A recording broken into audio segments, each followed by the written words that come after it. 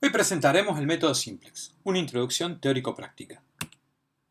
Los objetivos para esta clase son comprender conceptualmente cómo es que funciona el algoritmo propuesto por el método Simplex y, por otro lado, aprenderemos a resolver un programa lineal de máximo canónico aplicando este método. Para realizar esta actividad vamos a empezar describiendo un problema muy simple de programación lineal. Dejo unos segundos la pantalla para que detengas el video y puedas leerlo detenidamente.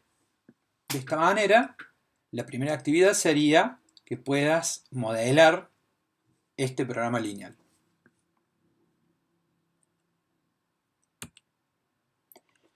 Bien, una vez realizado el modelo, observamos que el objetivo del problema era maximizar la utilidad total semanal obtenida por las horas de consultoría planificadas. Encontramos dos variables, x1 y x2, que son respectivamente la cantidad de horas dedicadas al cliente 1 y 2 en la semana. El modelo, que como dijimos era bastante simple, describe una función objetivo de maximización que básicamente calcula la utilidad total semanal, que está sujeta a tres restricciones. La primera, que nos indica que la cantidad total de horas que se va a dedicar en la semana no puede superar las 40 horas totales que se tienen para trabajar en la semana. Por otro lado, que la cantidad de horas que se le van a dedicar al cliente 2 no puede ser superior a las 24 horas máximas que éste está dispuesto a contratar. Y finalmente, la tercera restricción nos habla de que el total de insumo que se va a gastar durante la semana no puede superar las 960 unidades que se tienen disponibles en la semana. Adicionalmente, se agregan las restricciones de no negatividad, que nos hablan de que estas cantidades de horas no pueden tomar valores negativos. De esta manera, se ha podido formalizar la información relevante del problema en un modelo, en este caso de programación lineal, que podrá ser posteriormente utilizado para encontrar los valores de las variables, ¿sí? Esta búsqueda de los valores de las variables se puede realizar a través de diferentes técnicas. Una de ellas es el método de resolución gráfica, ¿sí? Un método gráfico, en el cual pasamos simplemente todo ese espacio de soluciones a un gráfico y dentro de ese gráfico pudimos, desplazando la función objetivo en el sentido de optimalidad, encontrar cuál es la solución óptima. Se podría haber calculado las diferentes soluciones de punto extremo. Esto en realidad no era necesario para poder aplicar el método gráfico, pero eventualmente se podría. Y esto se lograría simplemente resolviendo los sistemas de ecuaciones lineales que quedan formados por las restricciones correspondientes a cada punto extremo, ¿sí? Entonces cada punto extremo se forma por la intersección de diferentes restricciones. Si a esas restricciones las convertimos en ecuaciones y resolvemos el sistema de ecuaciones lineales que quedan formados, podríamos encontrar el valor de cada uno de esos puntos extremos. Ahora vamos a presentar una interpretación conceptual de cómo funciona el método Simplex. Algunas definiciones. Por un lado, bueno, el método Simplex fue desarrollado por George Lansing en 1947 y permite encontrar la solución óptima de cualquier programa lineal, siempre que exista esta solución, lógicamente. No importa el número de variables ni restricciones, y el algoritmo básicamente se trata de plantear una solución posible básica inicial y a partir de ahí, de manera iterativa, explorar en forma sistemática los puntos extremos de ese poliedro de soluciones definido por las restricciones hasta identificar la solución óptima. Es importante aclarar que no es que se van a explorar exhaustivamente todos los puntos extremos, sino que se irán eligiendo estratégicamente de manera de asegurar que cada vez que tomamos un nuevo punto extremo, este es mejor que el anterior. El método Simplex para trabajar tiene en cuenta las siguientes propiedades de los puntos extremos o soluciones factibles básicas. Si existe exactamente una solución óptima, entonces esta es de punto extremo. Esta característica, bueno, está demostrada a través de un teorema y la podemos reconocer intuitivamente dentro del gráfico, ¿sí?, al desplazar la función de optimidad. Por otro lado, si existen múltiples soluciones óptimas, entonces al menos dos de ellas deben ser soluciones factibles en puntos extremos. En este caso, si la solución óptima era paralela a uno de los lados del polígono de soluciones, al desplazar esta función objetivo en el sentido de optimalidad, resulta que encontramos que todos los puntos de ese lado sobre esa restricción de la región factible son soluciones óptimas. Pero aunque son infinitos puntos los que están sobre este lado y que tienen el mismo valor de z, igual podemos reconocer dos que son de punto extremo y que al mismo tiempo son adyacentes entre sí. Existe un número finito de puntos extremos, es decir, de soluciones factibles básicas. Esto es lógico, ya que la cantidad de restricciones está acotada y los puntos extremos salen de la intersección entre estas restricciones. Finalmente, si una solución en un punto extremo es igual o mejor que todas las soluciones factibles en los vértices adyacentes a ella, entonces es igual o mejor que todas las demás soluciones en los vértices. Es decir, es óptima. Esto quiere decir que si encontramos una solución posible básica, o sea, una solución de punto extremo, que tiene un mejor valor de z que las soluciones de punto extremo adyacentes a esta solución de punto extremo, entonces podemos considerar que esa solución de punto extremo tendrá un mejor valor de z que cualquiera de las otras soluciones de punto extremo que hay en el políedro de soluciones. El método simplex consta de dos fases. Una fase 1 en la que buscamos encontrar una primer solución factible básica. Y una fase 2 en la que analizamos si la solución es óptima, en cuyo caso cortamos, o si no es así, mejoramos la solución que hemos encontrado. Una vez mejorada, volvemos al inicio de la fase 2, donde analizaremos nuevamente si la solución es óptima, y así iteraremos hasta llegar a la solución óptima y cortar el algoritmo. ¿Cómo encontramos una solución factible básica inicial? Bueno, a partir del modelo en su forma canónica, podemos plantear el modelo en la forma estándar. Ambos modelos son equivalentes y tienen básicamente el mismo espacio de soluciones. De manera que cualquier solución que se encuentra en la región factible del modelo original puede ser encontrada en la región factible del modelo en su forma estándar. La diferencia es que el modelo en su forma estándar está formado por un sistema de ecuaciones, con lo cual se transforma el sistema de inecuaciones lineales en un sistema de ecuaciones lineales. De este sistema de ecuaciones lineales es posible buscar una solución trivial fácilmente a partir de anular n-m variables que deberían ser elegidas de forma adecuada, ¿sí?, de manera conveniente. En este caso, x1 y x2 se hacen 0 y de esa manera es muy fácil determinar cuál es una primer solución de este sistema y de esa manera podemos identificar una solución inicial que corresponde al modelo en su forma estándar y lógicamente al modelo en su forma canónica. Podemos encontrar en el gráfico que esa solución efectivamente pertenece a la región factible y se da, bueno, en el origen de los ejes de coordenadas, lógicamente porque x1 y x2 valen 0. De esta manera es que se puede encontrar una primer solución factible básica.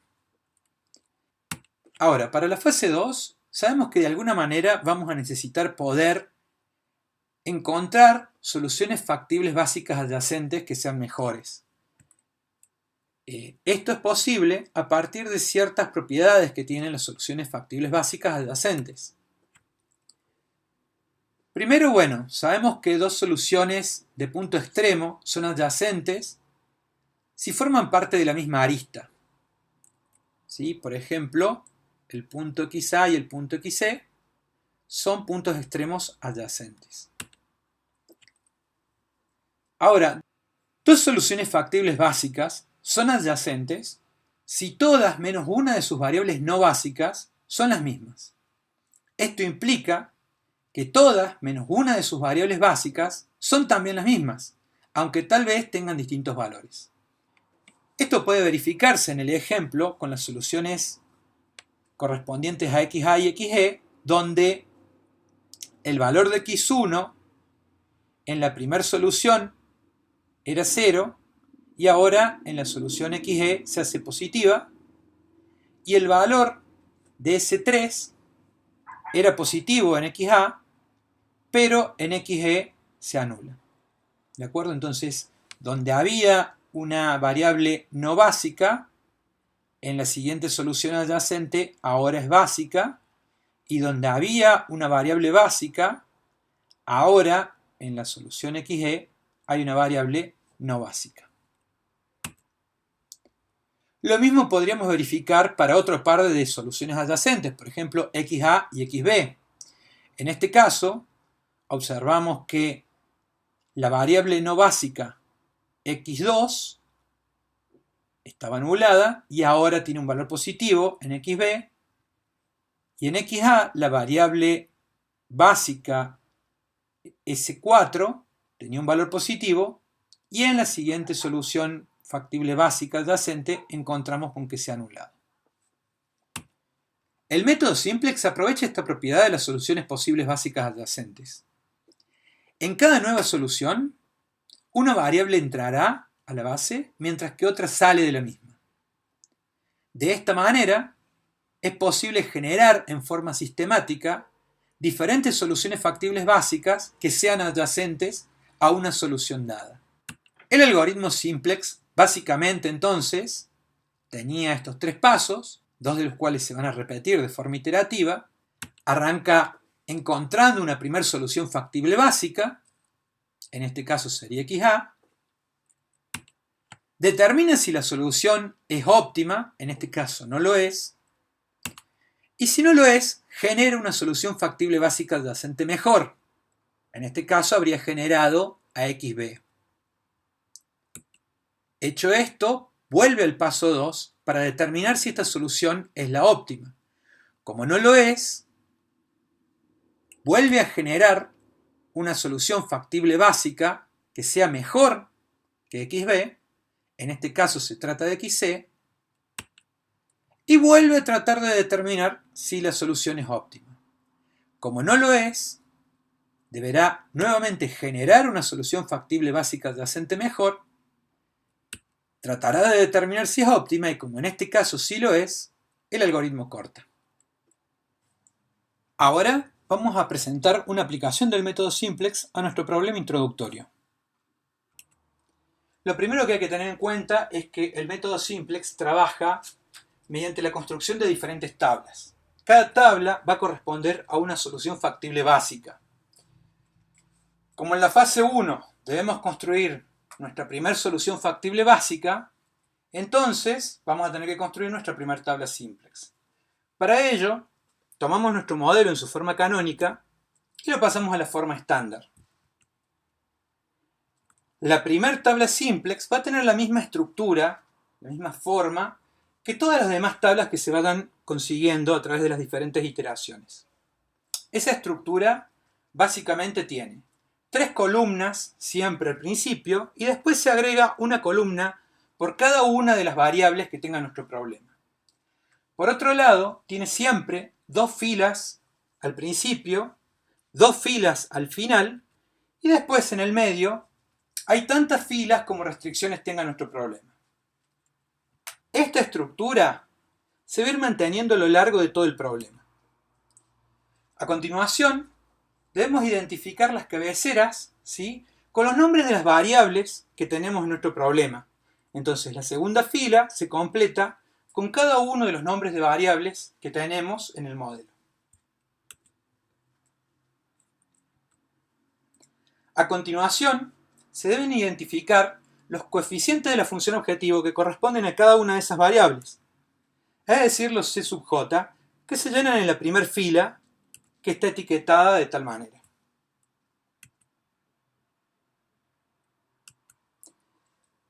A continuación, deberemos completar la columna del vector del lado derecho.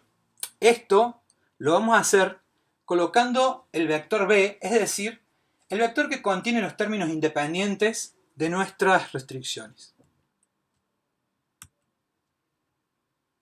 A continuación, vamos a completar el cuerpo principal de la tabla. Esto lo haremos trasladando la matriz A, que contiene los coeficientes técnicos.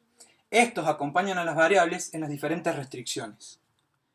De esta manera, trasladamos esa matriz al cuerpo principal de la tabla.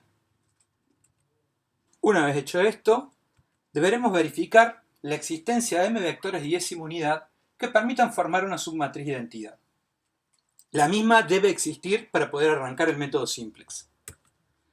Entonces, una vez que hemos verificado la existencia de esta submatriz, tendremos que pasar a identificar qué variables pertenecen a la base.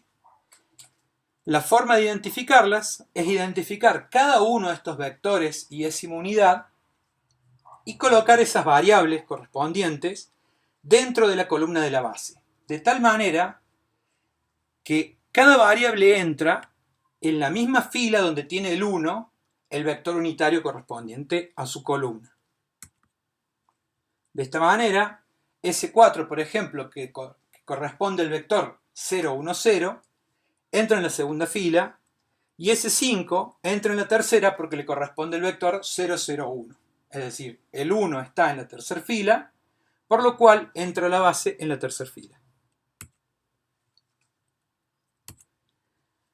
Una vez identificados las variables de la base, lo que debemos hacer es identificar cuáles son los coeficientes de la función objetivo que corresponden a esas variables de la base. Estos coeficientes, lógicamente, son también los que tenemos en la fila de CJ. Una vez completada esta parte de la tabla, deberemos calcular la fila de ZJ. Esta fila se va a poder calcular a través de un producto escalar entre el vector C sub b y los diferentes lambda de los vectores columna que tenemos en el cuerpo de la tabla. De esta manera, el Z0 se va a poder calcular a partir del producto escalar entre el vector C sub b y el vector BLD. De esta manera, nos da que el primer ZJ, es decir, Z0, da 0, ya que, lógicamente, el vector C sub b es nulo. Se hace lo mismo para cada una de las diferentes columnas.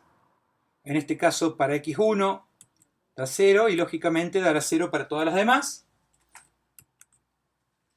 Y una vez que hemos calculado esa fila de ZJ, vamos a calcular la fila de CJ menos ZJ, que es simplemente la diferencia entre la fila de CJ y la fila de ZJ.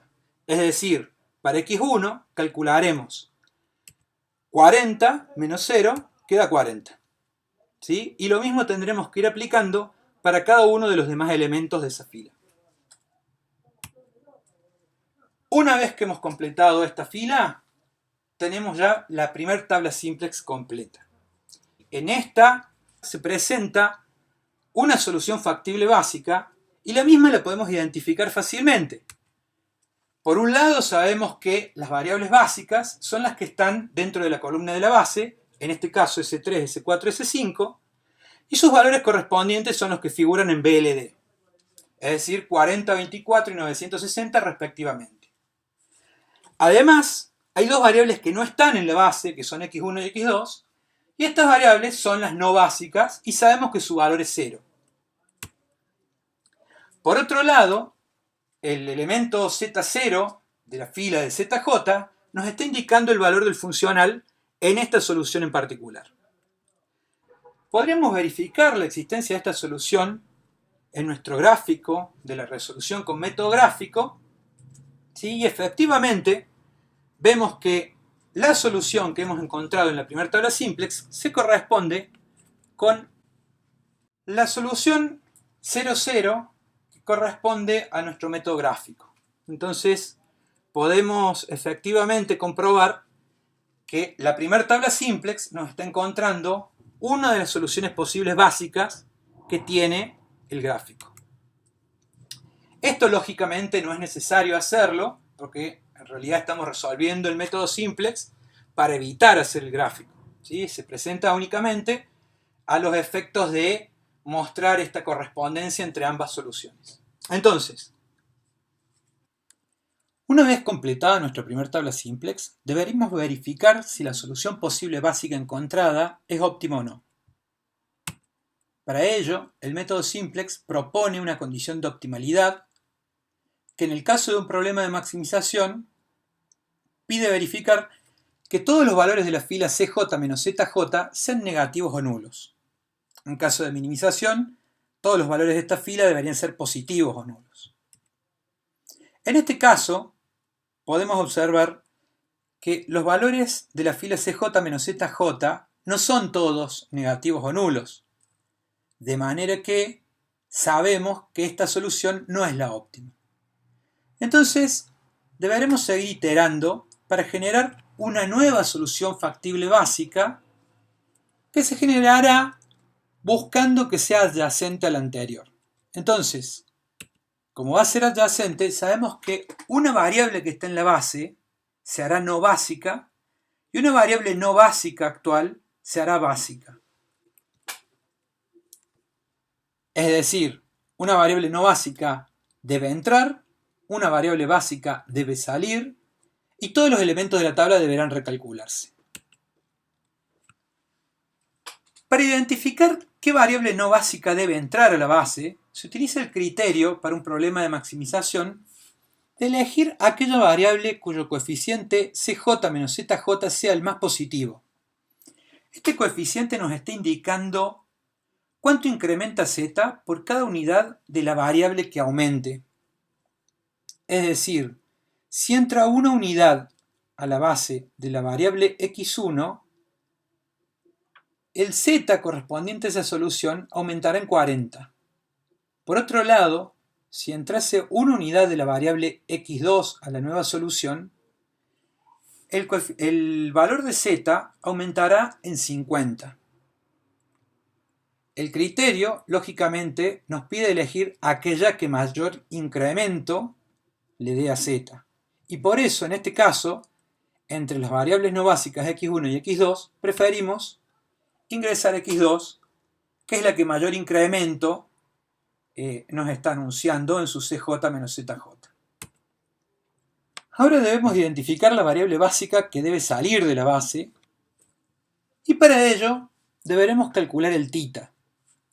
El mismo se calcula dividiendo los valores de las diferentes variables sobre el correspondiente lambda sub ij siempre que el mismo sea mayor que 0. En este caso, hacemos los cocientes y nos dan 40, 24 y 32. Como debemos seleccionar aquella variable cuyo cociente sea el menor, en este caso sabemos que el θ corresponde a la variable S4 y esto nos indica que esta variable será la que sale de la base. En la intersección entre la columna de la variable que entra y la fila de la variable que sale, tendremos el elemento pivote. Identificarlo es importante porque será una guía que deberemos usar para poder calcular los nuevos valores de la tabla. Básicamente, como una variable entra por otra que sale, deberemos asegurar que en este cambio la nueva tabla simplex mantenga un vector unitario en la columna de esa variable que ha entrado. Y en ese vector unitario se debe verificar que el 1 corresponde exactamente a la fila donde entra la variable en la base. Para lograr esta transformación, deberemos ejecutar un conjunto de operaciones elementales de fila. Entonces, a partir de la primera tabla simplex, deberemos construir una nueva tabla simplex que identificará otra solución posible básica que resulta adyacente a la primera.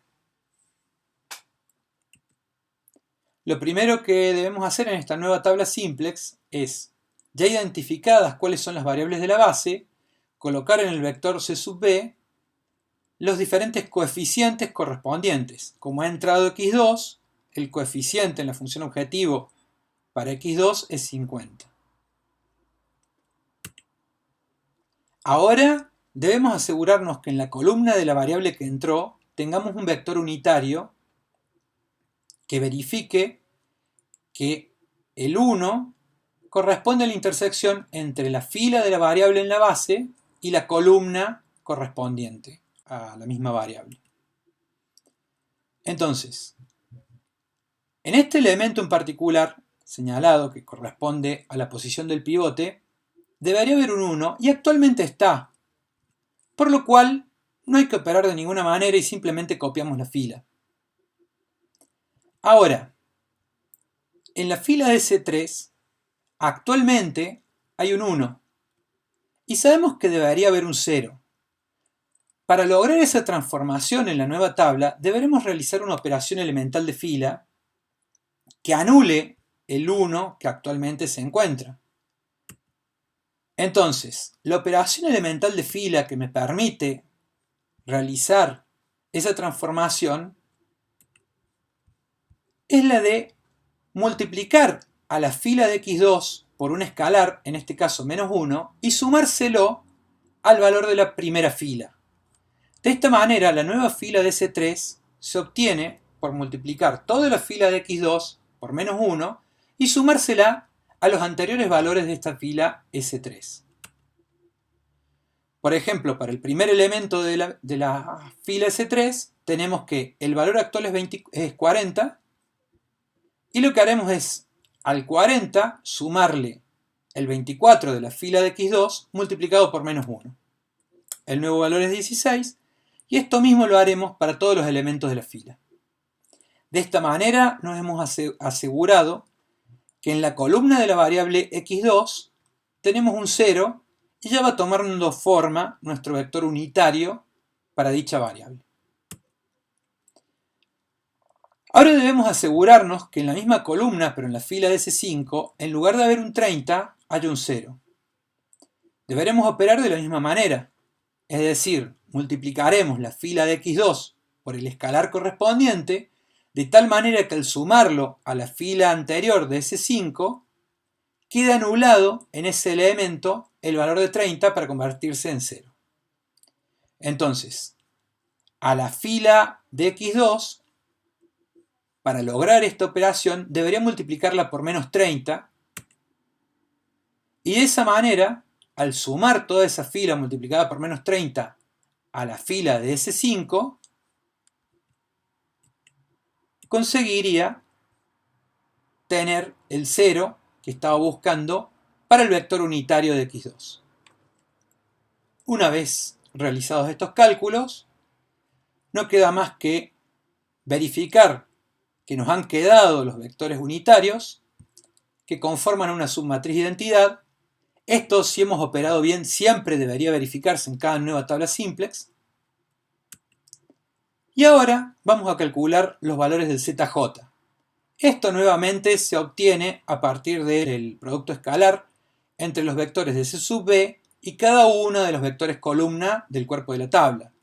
Entonces, para el Z0 nos da 1200 y podemos calcular cada uno de los siguientes Z sub j completando la fila de ZJ. Una vez hecho esto, calculamos la fila del CJ menos ZJ, que se obtiene a partir de tomar los elementos de esta fila de CJ y restarles los de ZJ.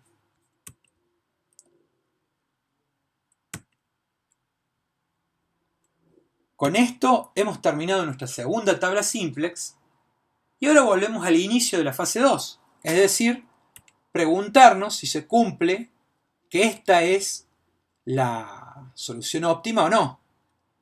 En este caso, recordemos que la condición de optimalidad se verificaba en un problema de máximo si todos los valores de la fila CJ menos ZJ eran menores o iguales que 0.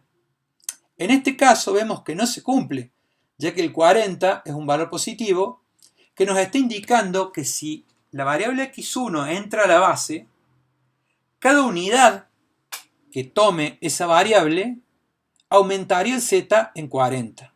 Es decir, nuestro z aún puede crecer. Por ello, ya que no es una solución óptima, deberemos generar una nueva solución posible básica que será adyacente a la que tenemos actualmente. Para ello deberemos identificar cuál es la variable que entra, en este caso, la de mayor valor positivo de CJ menos ZJ es la x1, y una vez que hemos identificado que x1 es la variable no básica que entrará a la base, deberemos identificar la variable que sale. Y esto lo hacemos a través del cálculo del θ.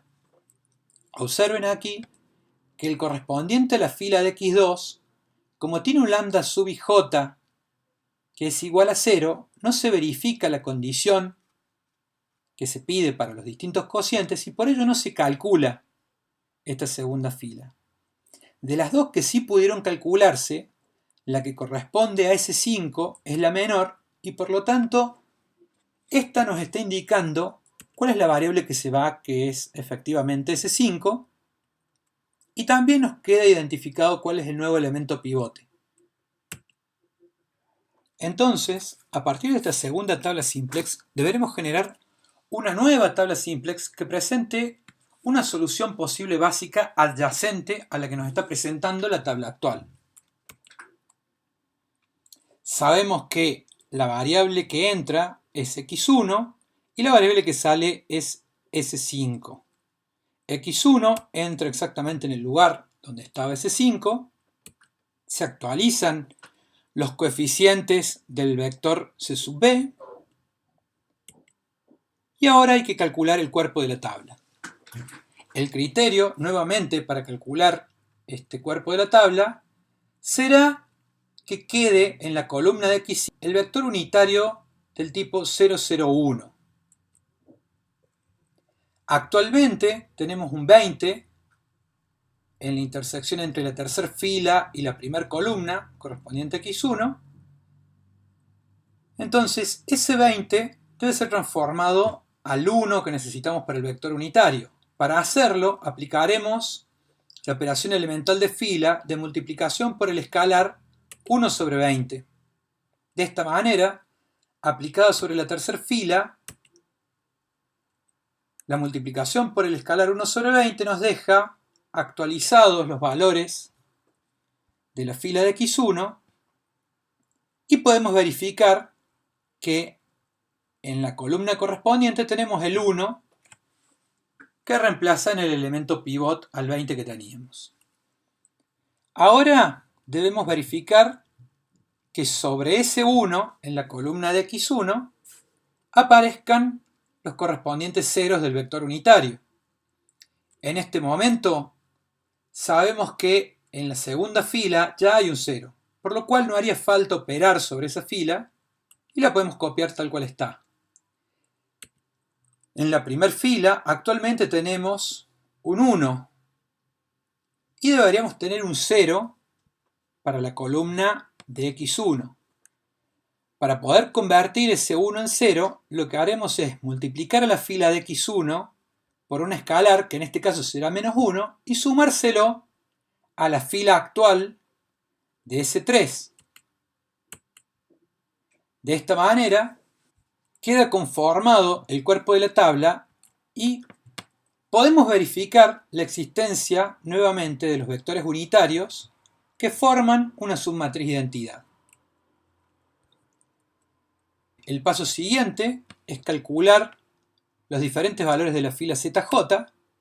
Esto se logra a través del producto escalar entre la columna C sub B y cada una de las otras columnas. Una vez hecho esto, vamos a calcular nuevamente la fila CJ menos ZJ, restándole a la fila CJ los elementos de la fila ZJ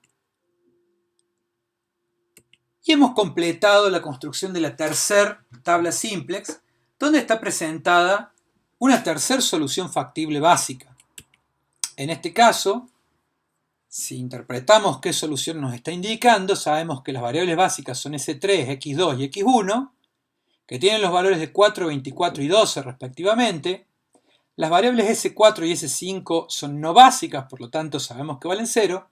Y la función objetivo, en este caso, vale 1680. Resta preguntarnos ahora si esta solución que hemos encontrado puede mejorarse o no. Para hacerlo, debemos verificar la condición de optimalidad para problemas de máximo. Es decir, verificar si los valores de CJ menos ZJ son todos negativos o nulos. En este caso, podemos observar que el valor de CJ menos ZJ para la variable S4 es de más 10.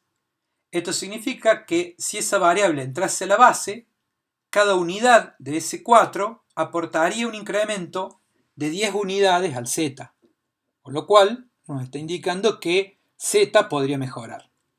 Por ello sabemos que esta no es la solución óptima y deberemos, a partir de esta solución factible básica, generar otra que sea adyacente y seguir iterando a partir de ella. Entonces, lo que necesitamos identificar es qué variable va a entrar. En este caso, la única que tiene un valor positivo y por lo tanto es el máximo de los valores positivos para CJ menos ZJ es S4, es decir, que esa variable es la que entra a la base. Para identificar la variable que sale de la base, calculamos el θ. En este caso, para la tercera fila, como tenemos un valor negativo de lambda sub ij, no se calcula.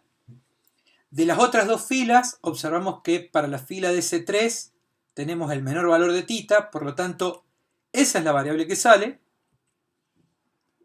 Y a partir de aquí se ha identificado el nuevo elemento pivote y podemos calcular la nueva tabla simplex. Entonces, a partir de la tercera tabla, construiremos una tabla nueva. Sabemos que la variable S3 se va y en su lugar entra la variable S4.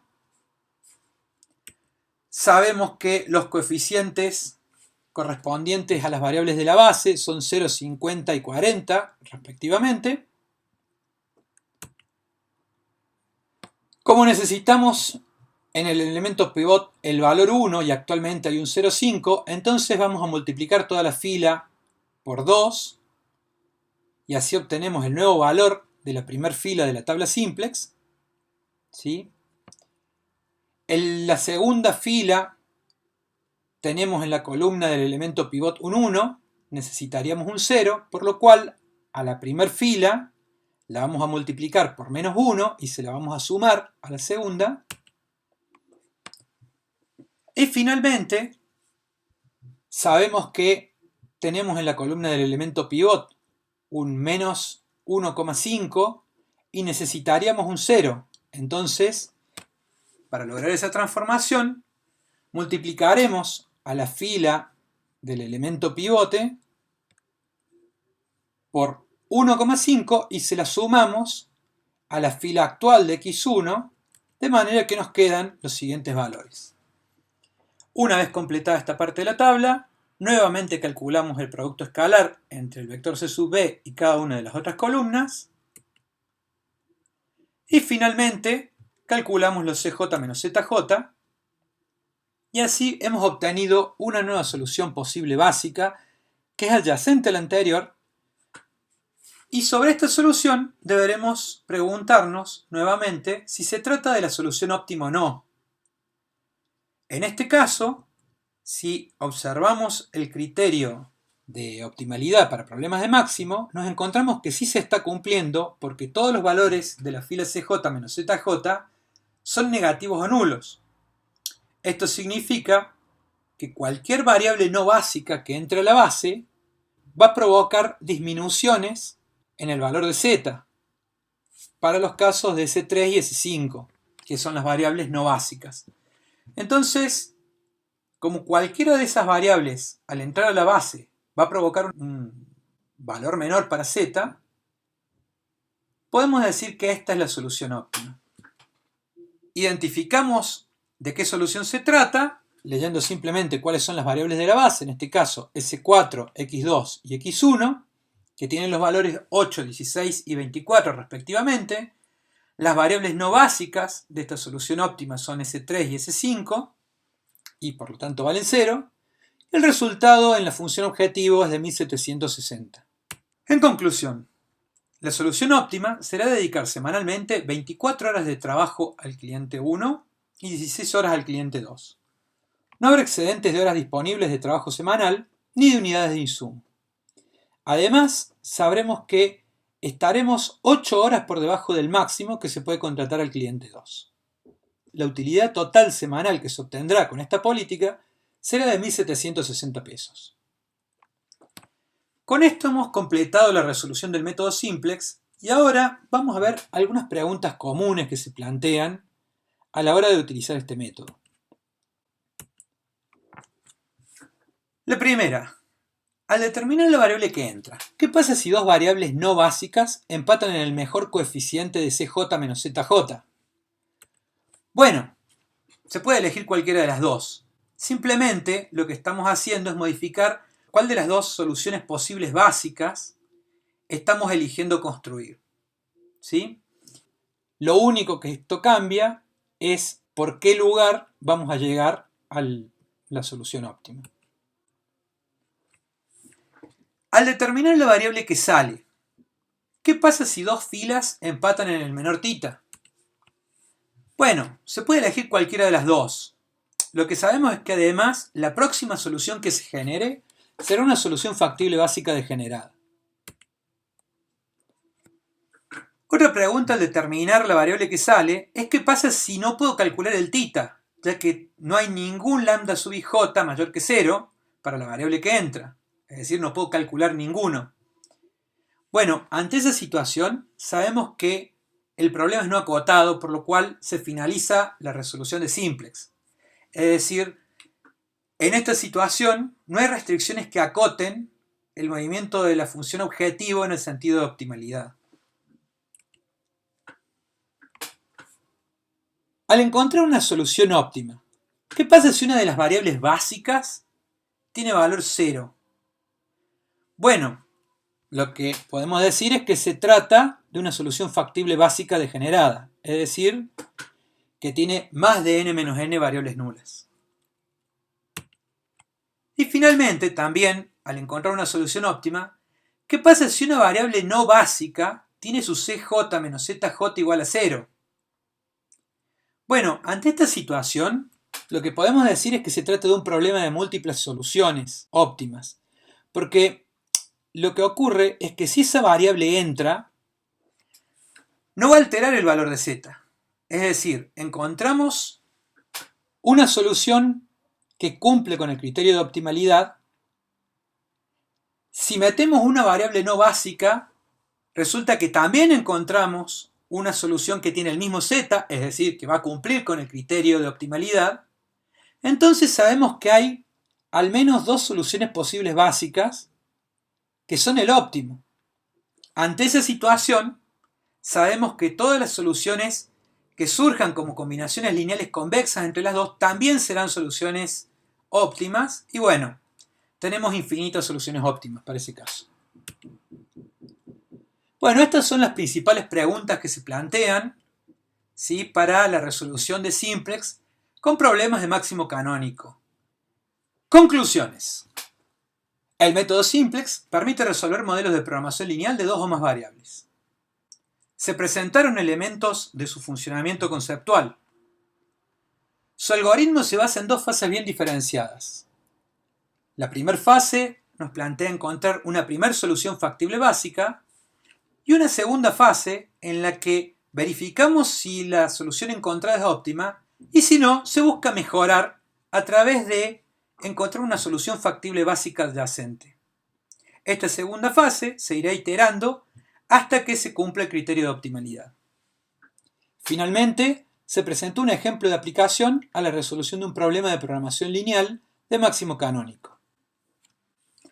Espero que hayan quedado claros los conceptos. Muchas gracias.